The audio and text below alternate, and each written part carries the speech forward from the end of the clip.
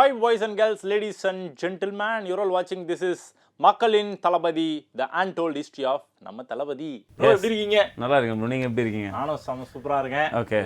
Me Vinod Sukumaran and Vasanth Kumar. நம்ம வந்து கடந்த எபிசோட்ல வந்து நிறைய இன்ட்ரெஸ்டிங்கான விஷயத்தெல்லாம் வந்து ஷேர் பண்ணிருக்கோம். ஆமா, கரெக்ட். இது வரைக்கும் எவ்வளவோ விஷயங்களை நம்ம எபிசோட்ல வந்து வரிசையா பார்த்துக்கிட்டே இருந்திருக்கோம். அப்படி நம்ம தளபதி விஜய் சாரோட கெரியர்ல ஏகப்பட்ட கஷ்டங்களை கடந்து வந்திருக்காரு. ஸோ இன்னைக்கு எபிசோட்ல அவர் பட்ட கஷ்டங்களை வந்து நம்ம அலசி ஆராய போறோம். கடந்த வாரம் நம்ம எந்த படத்தை பத்தி பேசணும்? நம்ம லாஸ்ட் எபிசோட் வந்து நம்ம ரசிகன் படம் 1994ல வந்தது இல்லீங்களா? எஸ், ரசிகன் படத்தை பத்தி நம்ம பார்த்தோம், நிறைய பேசணும். ஸோ இன்னைக்கும் பாத்தீங்கன்னா வித்தியாசமான ஒரு படம், ஓகே, எல்லாருக்கும் பிடிச்ச ஒரு படம், ஓகே, அந்த படத்தை பத்தி பேச போறோம். ஓகே. எந்த படம் அது? அது வந்து இப்போ சொல்லப்பட்ட அப்புறப்பா சொல்றேன். எஸ், நிறைய பேசலாமா? பேசலாம் bro. Yes, let's go into the show. இது மக்களின் தளபதி, தி அன்டோல்ட் ஹிஸ்டரி. 1995 வெறும் வருஷம் மட்டும் இல்லைங்க, நம்ம விஜய் சாரோட ஃபிலிம் கரியர்லேயே ஒரு முக்கியமான வருடம் அப்படின்னே சொல்லலாம். ஒரு ஆக்டர் அவரோட படத்தோட வெற்றிக்கு அப்புறம் எந்த மாதிரியான கதைகளை சூஸ் பண்ணோம், நம்ம இமேஜை எப்படி மெயின்டைன் பண்ணோம், எப்படிலாம் ட்ராவல் பண்ணோம் அப்படின்னு டிசிஷன் எடுக்கிறதுக்கு ஒரு முக்கியமான வருஷமாக அந்த வருஷம் அமைஞ்சதுங்க. ரசிகன் திரைப்படம் ஒரு கதவை திறந்ததுங்க. அந்த கதவுக்குள்ள தன்னம்பிக்கையோட நடந்த ஒரு திரைப்படம் தான் தேவா. மக்களின் தளபதி தேவா படம் என்ன கதை? தேவா என்ற அழகான இளைஞனும் பாரதி என்ற அழகான ஒரு பெண்ணும் ஒருத்தரை மாற்றி காதலிப்பாங்க. எந்த ஒரு காதல் வந்தாலுமே அதுக்கு ஆப்போனண்ட்டாக யாராச்சும் கண்டிப்பாக இருப்பாங்க. அந்த மாதிரி பாரதி இருக்காங்க இல்லையா, அவங்களோட அப்பா வந்து நம்ம தளபதி இருக்கார் இல்லையா தேவா, அவர் வந்து தப்பான ஒரு பையன் அப்படின்னு நினச்சிக்கிட்டு அந்த காதலுக்கு ஆப்போசிட்டாக நிற்கிறாரு. யாரு? பாரதியோட அப்பா. தேவா அப்படின்ற ஒரு கேரக்டர் வர சண்டைக்கெல்லாம் சும்மா தலையிடலாம் மாட்டார். அவர் வந்து கொஞ்சம் ஓரமாக ஒதுங்கி தான் இருப்பார். பட் இருந்தாலும் அவர் நிறைய நல்ல விஷயத்தெல்லாம் வந்து பண்ணிகிட்டே இருக்கார். அந்த நல்ல விஷயம்லாம் காலப்போக்கில் வந்து எல்லாருக்கும் தெரிய வருது, எல்லாருக்கும் அவரை பிடிக்கவும் ஆரம்பிக்குது. இப்படி நிறைய நல்ல விஷயங்களை தொடர்ந்து பண்ணிகிட்டே இருக்கக்கூடிய தேவா, இவர் நல்லது தான் போலியே, நம்ம தான் தப்பாக நினச்சிட்டோம் அப்படின்னு சொல்லிட்டு பாரதியோட அப்பா வந்து அவரோட மனசெல்லாம் வந்து மாற்றிக்கிட்டு தேவாவை வந்து மனசார ஏற்றுக்க ஆரம்பிக்கிறார். மனசில் தேவாவை ஏற்றுக்கிட்டதுக்கு அப்புறமா ஓகே நல்லவ தான்ப்பா, காதல் ஓகே சொல்லாம்ப்பா அப்படின்னு சொல்லிட்டு ஓகே சொல்கிறாரு நம்ம பாரதியோட அப்பா. இந்த மாதிரி எல்லா ஹீரோனோட அப்பா வந்தால் நல்லா இருக்கும்ல? எல்லாருக்கும் கிடைக்காது. ஓகே. இப்படியே போயிட்டு இருக்க கதைக்கு நம்ம அப்பா இருக்கார் இல்லையா, பாரதியோட அப்பா. பாரதியோட அப்பா வந்து கல்யாணத்துக்கு ஓகேவும் சொல்லிடுறாரு. ஒரு விஷயத்த இங்க பதிவு பண்ணியே ஆகணும். அந்த காலகட்டத்தில் போட்டி அப்படின்றது தமிழ் சினிமால பயங்கரமா இருந்தது. எந்த துறையா இருந்தாலுமே சீனியர்ஸ் அப்படின்னு கண்டிப்பா இருப்பாங்க இல்லையா, அதே மாதிரி தமிழ் சினிமாலையும் சீனியர் ஆக்டர்ஸ் அப்படின்ற ஒரு லிஸ்ட்ல ஏகப்பட்ட பேர் இருந்தாங்க. அவங்க எல்லாருமே தொடர்ந்து வரிசையா படம் பண்ணிட்டே இருந்தாங்க. அந்த எல்லா படமும் ஹிட் ஆகிட்டே இருந்தது. ஒரு இளைஞன் புதுசா என்ட்ரி கொடுக்கும் போது அந்த இளைஞனுக்கு ஒரு வெற்றி வந்து கிடைக்கலாம். ஆனால் தொடர்ந்து வெற்றியை கொடுத்துட்டே இருந்தால் மட்டும்தான் மக்கள் மனசில் ஒரு இடத்த பிடிக்க முடியும். ஸோ எப்படி மக்கள் மனசில் இடத்த பிடிக்கிறது அப்படின்ற ஒரு நேக்கை வந்து நம்ம தளபதி விஜய் சார் கரெக்டாக புரிஞ்சு வச்சிருந்தார். உண்மைதான் ப்ரோ. அதனால தான் அடுத்தடுத்து கதைகள் தேர்ந்தெடுப்பதில் விஜய் சார் வந்து கவனமாக இருந்தார். ரசிகர்களுக்கு பிடிச்ச விஷயம் இந்த ஆக்ஷனு, லவ், ரொமான்ஸு, அதுக்கப்புறம் இந்த ஸ்டோரி, இது எல்லாமே இருக்கணும் அவரோட கதையில் அப்படின்றதுல விஜய் சார் ஸ்ட்ராங்காக இருந்தார். அந்த எண்ணத்தோட வெளிப்பாடாக உருவான படம் தான் தேவா. தேவா அப்படின்றது வெறும் அடுத்த படம் மட்டும் இல்லைங்க, விஜய் சார் வந்து ஒரு நல்ல நடிகராக மாறி இருக்காரு அப்படின்றது வந்து உணர்த்தக்கூடிய அந்த தருணத்தில் உருவான திரைப்படம் தான் இந்த தேவா. இந்த படத்தில் வந்து பாடி லாங்குவேஜில் வந்து நிறைய டெவலப்மெண்ட்லாம் தெரிஞ்சுது. அவர் வசனம்லாம் பேசுவார் பார்த்தீங்களா, டைலாக் டெலிவரி, அதெல்லாம் பயங்கரமான இம்ப்ரூவ்மெண்ட், டெம்பரமெண்ட், ஒரு வீரமான ஒரு விஷயம்லாம் தெரிய ஆரம்பிச்சுது. ஒட்டு மொத்தத்தில் எல்லாம் கலந்த கலவையா ஸ்க்ரீனில் வந்து பயங்கரமான மேஜிக்கெல்லாம் தொடர்ந்து கொடுக்க ஆரம்பிச்சாரு நம்ம தளபதி. ஸோ இது வந்து மக்களுக்கு வந்து ரொம்ப பிடிக்க ஆரம்பிச்சுது. ஆஹா நம்ம நடிகர் இவர் தான்ப்பா அப்படின்னு சொல்லி அப்பத்துலேருந்து எல்லாரும் அக்செப்ட் பண்ணிக்க ஆரம்பிச்சாங்க.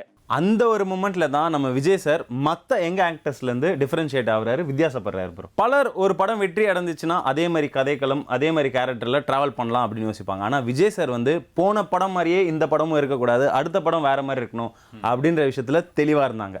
அந்த ஒரு சிந்தனை, அந்த ஒரு தாட் தான் பின்னால மக்கள் தளபதியாக விஜய் சார் அவர்களை உருமாற்றுச்சு. ஒரு படம் ஹிட் ஆகணும் அப்படின்னா நல்ல கதை மட்டும் இருந்தால் பத்தாதுங்க, அந்த கதையை வந்து தன் தோள் மேலே சுமக்கக்கூடிய திறமையான ஒரு நடிகரும் இருக்கணும். தேவா திரைப்படம் இந்த ஒரு நம்பிக்கையை விஜய் சார் மேலே அதிகமாக திணித்த ஒரு திரைப்படம் கூட சொல்லலாம். ஒரு படம் உருவாகணும் அப்படின்னா ஒருத்தர் மட்டும் வேலை செஞ்சால் பத்தாது, ஒட்டுமொத்த டிபார்ட்மெண்ட்டுமே ஒன்றா சேர்ந்து வேலை செஞ்சால் மட்டும்தான் அற்புதமான படமாக வெளியில் வரும். அந்த மாதிரி இந்த படத்தில் ப்ரொடக்ஷன் டிபார்ட்மெண்ட்டில் ஏகப்பட்ட சவால்கள் இருந்தது. அதெல்லாம் தாண்டி டைரக்ஷன், அதுலேயும் வந்து ஏகப்பட்ட சேலஞ்சஸ் இருந்தது.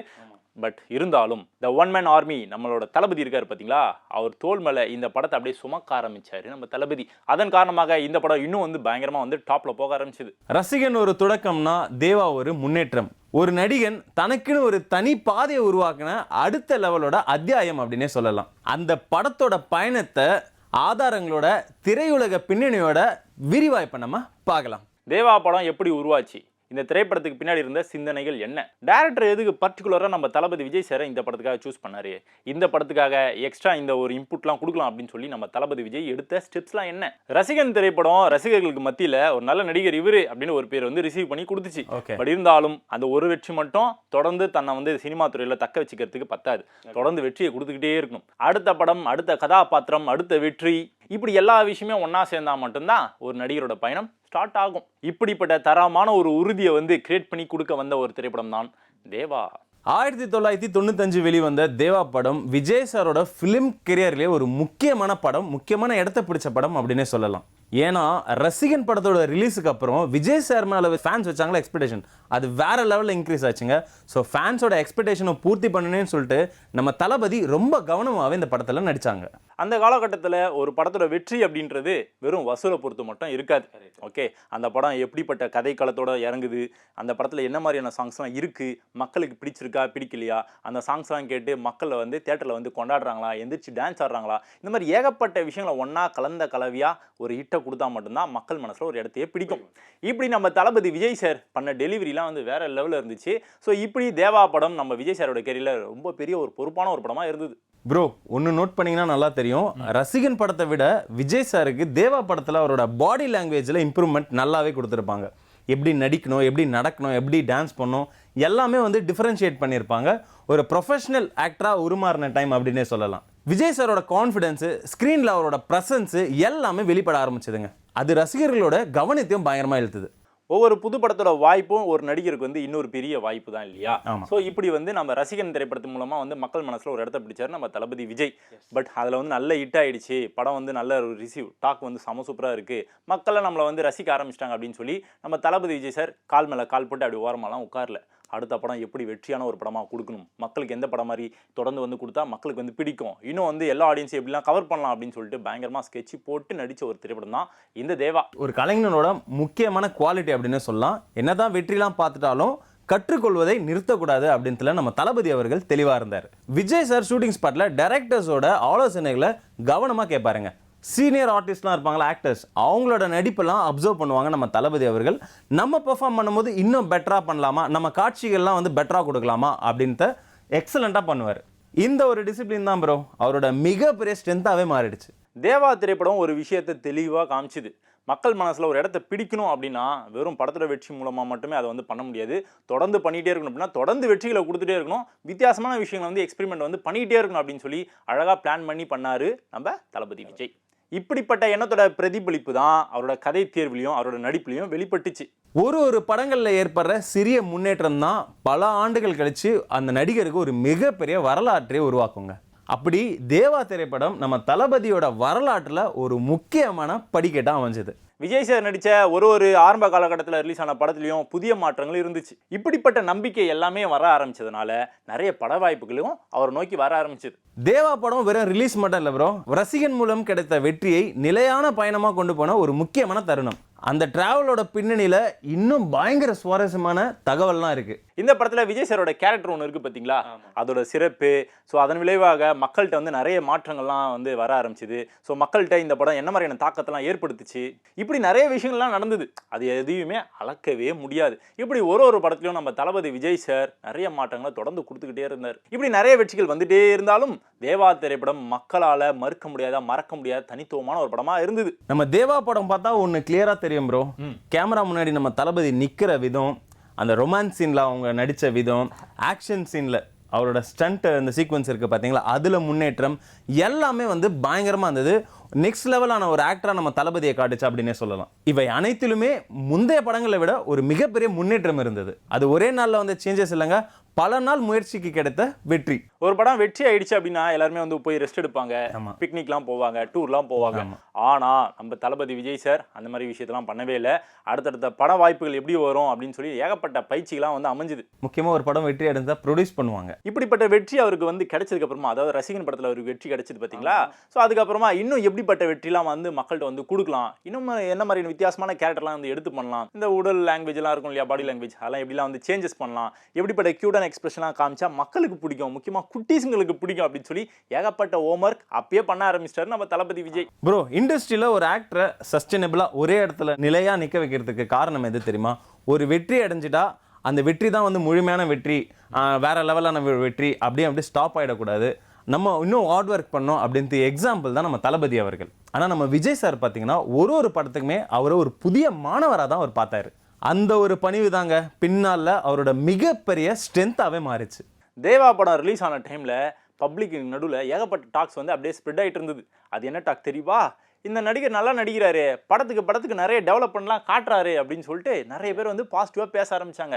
வளர்ந்து வரக்கூடிய இளம் நடிகருக்கு இப்படிப்பட்ட பாராட்டுகள் ரொம்ப ரொம்ப அவசியமான ஒரு விஷயமா இருந்தது. ஒரு வெற்றி அப்படின்றது ஈஸியாக மக்கள் கூட கொடுத்துடலாம், ஆனால் தொடர்ந்து இன்னொரு வெற்றியை கொடுக்கறது ஈஸியான விஷயமே கிடையாது. ஸோ மக்கள் எல்லாருமே நம்ம தளபதி விஜயை பயங்கரமாக கவனிக்க ஆரம்பிச்சிட்டாங்க. இது வந்து அடுத்த கட்டத்துக்கான முன்னேற்றமாக நம்ம தளபதி விஜய்க்கு அமைஞ்சுது. அந்த கவனிப்பு கிடைத்த பிறகு தான் ஒரு நடிகரோட பொறுப்பும் அதிகரிக்கும் ப்ரோ. ரசிகர்கள் பார்த்தீங்கன்னா அடுத்து வர தளபதி படத்தில் என்ன புதுமை இருக்கும், என்ன டிஃப்ரெண்ட்டாக பண்ணியிருப்பாங்க அப்படின்னு ஆவலாக எதிர்பார்க்கவும் ஆரம்பித்தாங்க. அந்த எதிர்பார்ப்பெல்லாம் அவரோட சுமையாக பார்க்காம ஒரு ஊக்கமாக எடுத்துட்டாரு நம்ம தளபதி விஜய் அவர்கள். நடிப்பு மட்டும் இல்லைங்க, ஒரு நடிகரோட ஒழுக்கமும் அவரோட கரியரில் உச்சத்துக்கு போகிறதுக்கு ரொம்பவே யூஸ்ஃபுல்லாக இருக்கும், ஹெல்ப்ஃபுல்லாக இருக்கும். எவ்வளோ தான் ஹார்ட் ஒர்க்கை கொடுத்தாலும் சரிங்க, ஃபஸ்ட்டு இந்த ஷூட்டிங் ஸ்பாட்டில் ஒரு டைம் ஃபிக்ஸ் பண்ணுவாங்க பாருங்கள். காலையில் 6 மணி அப்படின்னா டான 5:55 உள்ளே வந்து என்ட்ரி வந்து கொடுத்துருந்தோம். அது வந்து ரொம்ப பெரிய ஒரு ஒழுக்கம். ஓகே, நம்மளாம் எந்திரிச்சிருக்கிறதே பார்த்தீங்கன்னா அலாரம் வச்சா கூட ஆஃப் பண்ணிட்டு நம்ம தூங்குற கேஸு. பட் இருந்தாலும் தளபதி விஜய் அப்பத்துலேருந்து அந்த டைமை ரொம்ப அழகாக ஃபாலோ பண்ண ஆரம்பிச்சார். அது மட்டுமா, ஷூட்டிங் ஸ்பாட்டுக்கு செட்டுக்கு போனார் அப்படின்னா மற்ற கலைஞர்கள்லாம் இருப்பாங்க பார்த்தீங்களா, செட் டிபார்ட்மெண்ட்டில் வந்து டீம்லாம் இருப்பாங்க, கேமரா டீம்லாம் இருப்பாங்க, டைரக்ஷன் டீம் ஏடிஸ்லாம் வந்து இருப்பாங்க. எல்லாருக்கும் என்ன மாதிரியான ரெஸ்பான்ஸ் கொடுக்கணுமோ ரொம்ப அழகான ரெஸ்பான்ஸ்லாம் தொடர்ந்து கொடுத்துக்கிட்டே இருந்தார். இப்படிப்பட்ட குணாதிசயங்கள் நிறைய பேர்கிட்ட இல்லாத ஒரு விஷயங்க. ஆரம்பத்திலேருந்தே நம்ம தளபதி விஜய் இப்போ வரைக்கும் அப்படி தான் இருக்காரு அப்படின்னு சொல்லிட்டு பிற்காலத்தில் இப்போ ரீசெண்டாக கூட நிறைய பேர் அவரோட ரிலேட்டிவ்ஸ், சொந்தக்காரங்க, ஃப்ரெண்ட்ஸ்லாம் நிறைய பேர் இருப்பாங்க பார்த்தீங்கன்னா, அவங்களாம் வந்து நிறைய விஷயத்தை இப்போ ரீசெண்டாக ரிவீல் பண்ண ஆரம்பித்தாங்க. ஒரு படத்தோட வெற்றி அப்படின்ட்டு ஒரு இண்டிவிஜுவலால் வந்து கிடைக்கிறது இல்லைங்கிற, ஒரு யூனிட்டாக எல்லாரும் சேர்ந்து ஒரு குழுக்கு கிடைக்கிற வெற்றி அப்படின்னு சொல்லலாம். தன்னை ஒரு உறுப்பினராகவே நினைத்து கற்றுக்கொள்ளும் அந்த ஒரு மென்டாலிட்டியிலே இருந்தார் நம்ம தளபதி அவர்கள். அந்த ஒரு அணுகுமுறையை என்டையர் ஃபிலிம் இண்டஸ்ட்ரியே வந்து கவனிக்க ஆரம்பிச்சது ப்ரோ. தேவா திரைப்படம் சாதாரண ஒரு வெற்றி திரைப்படமாக மட்டும் இல்லைங்க. அந்த படம் வந்து ரிலீஸ் ஆனதுக்கப்புறமா நம்ம தளபதி விஜய் இருக்கார் பார்த்தீங்களா, அவரோட நம்பிக்கையையும் ரசிகரோட நம்பிக்கையும் உறவையும் வந்து ரொம்ப அழகாக வந்து பின்னி பிணைக்க வச்ச ஒரு திரைப்படம் தான் இந்த தேவா. இப்படிப்பட்ட டிராவல் தான் அடுத்தடுத்த படத்துக்கான வெற்றியை வந்து தொடர்ந்து அமைக்கிறதுக்கு அடித்தளமாக அமைஞ்சுது. ஒரு நடிகரின் வாழ்க்கையில் ஒரு படம் வெற்றியை தரும் ப்ரோ, அனுபவத்தை தரும், அதுக்கப்புறம் நல்ல ஒரு பொசிஷனை தரும் அப்படின்னு சொல்லலாம். தேவா திரைப்படம் விஜய் சாரோட வாழ்க்கையில் மிகப்பெரிய அனுபவம் தந்த படம் அப்படின்னே சொல்லலாம். தேவா திரைப்படம் நம்ம விஜய் சாரோட என்டையர் ஃபிலிம் இண்டஸ்ட்ரியிலே அந்த அடையாளத்தை வலுப்படுத்தின முக்கியமான அடையாளமாக அமைஞ்சதுங்க. தேவா திரைப்படத்தோட திரைக்கதை, சாங்ஸ், இசை இதெல்லாம் கலந்த கலவையாக மக்கள் வந்து ரசிக்க ஆரம்பித்தாங்க பார்த்தீங்களா. அந்த ரசிக்கக்கூடிய தன்மை, இப்படி ஏகப்பட்ட விஷயங்கள் மக்கள் வந்து இந்த படத்துக்கு வந்து கொடுக்க ஆரம்பித்தாங்க. பட் இருந்தாலும் படம் வந்து ஹிட் ஆகிடுச்சு இல்லையா. பட் இவ்வளோ விஷயத்தையும் தாண்டி தேவா திரைப்படம் நம்ம தளபதி விஜயோட கெரியரில் ஒரு ஹிட்டான ஒரு படமாக அமைஞ்சது இல்லையா. ஸோ இவ்வளோ விஷயங்களை ஒன்றா சேர்ந்து ஒரு விஷயத்தை சொல்லணும் அப்படின்னா வார்த்தைகளால் விவரிக்கவே முடியாது. தேவா படம் ரிலீஸுக்கு அப்புறம் ப்ரோ நம்ம விஜய் சாரை பார்க்குற விதம் இருக்குல்ல இண்டஸ்ட்ரியில், அது டோட்டலாகவே சேஞ்ச் ஆச்சு. இவர் வெறும் வளர்ந்து வரும் இளம் நடிகரில் தொடர்ச்சியாக வெற்றியை கொடுக்குற ஒரு நடிகர் அப்படின்ற ஒரு எண்ணம் எல்லாருக்குமே வந்தது. ஒவ்வொரு திரைப்படத்திலையும் தன்னை மேம்படுத்தி கொள்ள வேண்டும் அப்படின்ற எண்ணம் தான் தளபதிக்கு ஒரு மிகப்பெரிய பலமாக அமைஞ்சது. ஒரு நடிகரோட வளர்ச்சியில் அவரோட உழைப்பை தாண்டி ரசிகர்களோட அன்பு ரொம்ப ரொம்ப முக்கியம். பட் அதையும் தாண்டி அந்த அன்பு இருக்குது பார்த்தீங்களா, அந்த அன்பை வந்து நம்ம மதிக்கணும்.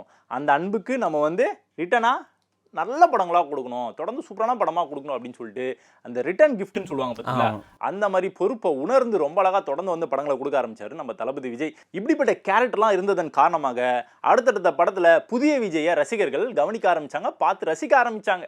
ப்ரோ ஒரு விஷயம் நோட் பண்ணியிருக்கீங்களா, நம்ம தளபதி அவர்கள் ஆரம்ப காலத்தில் நடித்த ஒரு படத்தை பார்த்தாலுமே ஒரு படத்துலையுமே சின்ன சின்ன சேஞ்சஸும் முன்னேற்றங்களும் இருக்கும். ஏன்னா அவருக்கு மிகப்பெரிய ஆர்வம் இருந்துச்சு, ஹார்ட் ஒர்க் இருந்துச்சு.